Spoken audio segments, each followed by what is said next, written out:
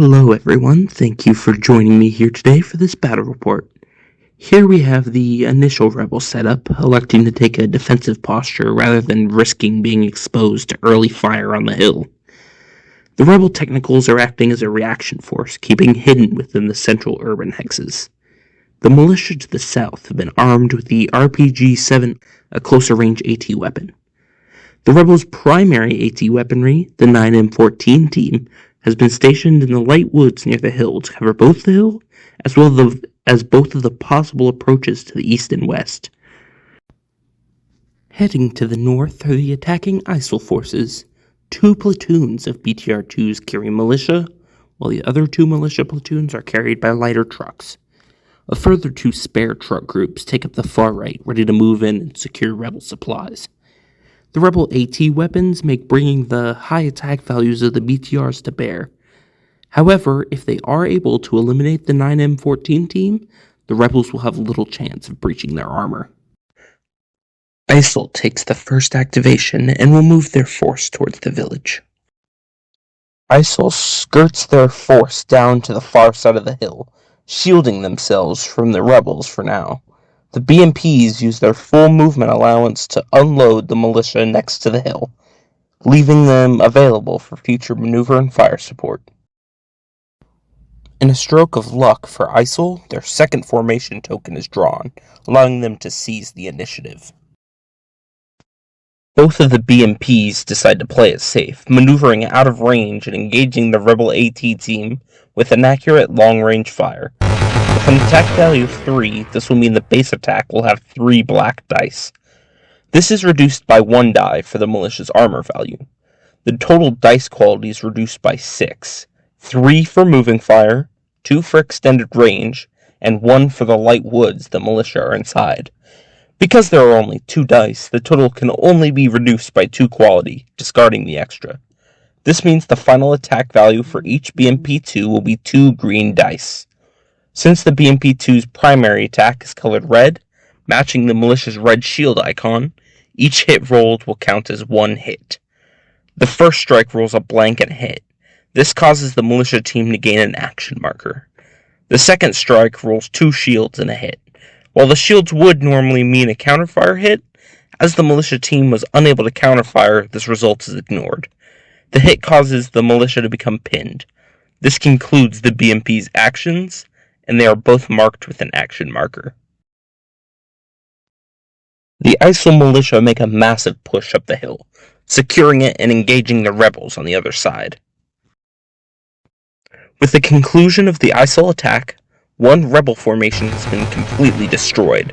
However, the main objective of crippling the AT team was unable to be completed, as although they are pinned, they still offer a credible threat against the BMPs.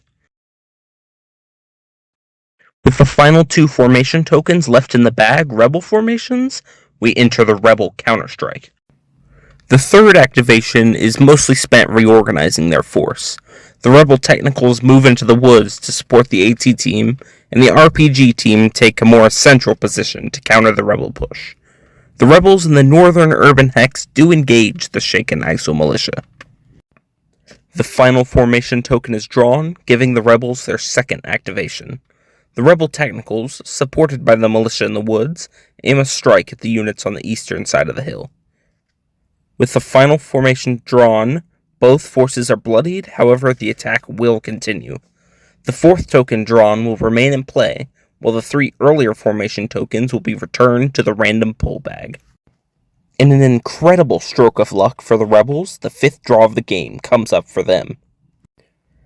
They take the opportunity to reorganize, as well as take a further crack at destroying the militia force in the open to the south.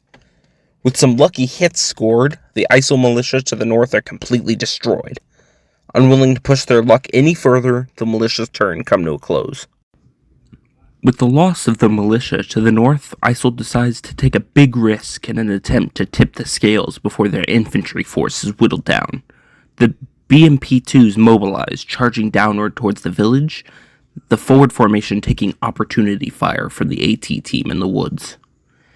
In a crippling loss for ISIL, the BMP-2 formation is completely destroyed by the assaulting AT fire, With the first formation wrecked, the second engages the AT team with support from infantry on the hill. The exchange of fire leaves both units pinned, bringing the ISIL activation to a close. For the 7th activation of the game, the ISIL force regroups and the reorganized militia on the hill make another attempt to put an end to the problematic rebel AT. Another unfortunate result leaves the infantry on the hill shaken, however they also manage to shake the rebel AT, opening up a possibility for the BMP to take them down. In another lucky break, the next formation token comes up ISIL, allowing the militia on the hill as well as the BMP to become ready for action. Their target, the stubborn rebel AT. The BMP combines fire with one of the militia on the hill, gaining a total of 4 dice for the attack. 3 for the BMP, +1 for the supporting infantry, and an additional +1 for the flanking, -1 for the infantry's defense. This is looking to be a potentially devastating strike. The AT team decides to not attempt counterfire as the shaken marker makes it near impossible to do any damage. With the result showing 2 hits, the militia AT team is destroyed, breaking open the rebel defense. The final ISIL militia unit chooses to hold fire, preparing themselves for rebel counterfire and preparing to clean out the village. The loss of their AT team leaves the rebels in a very dire situation. With the 8th activation going to them, and the 9th confirmed to be theirs as well, they have some decisions to make. The RPG team moves north into the village, hoping to range in on the BMP's next activation. The technicals open fire on the infantry on the hill, hoping to pin them down to buy the village a bit more time. The technicals exchange fire with the rebels, leaving both sides pinned. Going into the rebels' second phase, the RPG team opens fire on the BMPs. RPG fire soar through the smoke, destroying some of the BMPs, leaving the formation damaged and shaken. They do manage to pin down the RPG team. For the 12th draw of the game, it once again comes up Rebel, giving them a 3rd activation in a row. They elect to hold their positions and recover as they prepare for the counterattack. Similarly, ISIL forces take a moment to breathe, attempting to recover themselves for another push. However, the ISIL trucks make a daring flanking maneuver, entering the unguarded village to the south to begin loading Rebel supplies. With only 3 total activations left in the game, the renewed ISIL militia pour fire into the rebel technicals.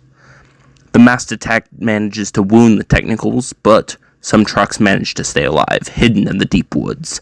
The counterfire is only able to deal 1 hit to the militia. Despite the 3 shields rolled, it is only able to do a max of a single hit. The first pair of trucks, now fully loaded with pillaged supplies, make their way off to the north, while the second pair begins loading. With that, only 2 activations remain. The second to last activation is Rebel. They utilize this to both withdraw the damaged technicals and launch a second RPG strike against the BMPs. The strikes hit with devastating effect, tearing apart the last of the BMPs. The final token comes up Rebel as well, however they elect to stay in place. This brings the game to a close. With 3 Rebel militia units dead and 2 trucks having escaped, this brings the total ISIL victory points to 10. Having killed both PMPs and an ISIL militia, the Rebel force ends with 8 victory points. With the ISIL force needing 4 or more victory points over the Rebels to win, they fail to get the victory. The Rebels have won the day, if at a very heavy cost.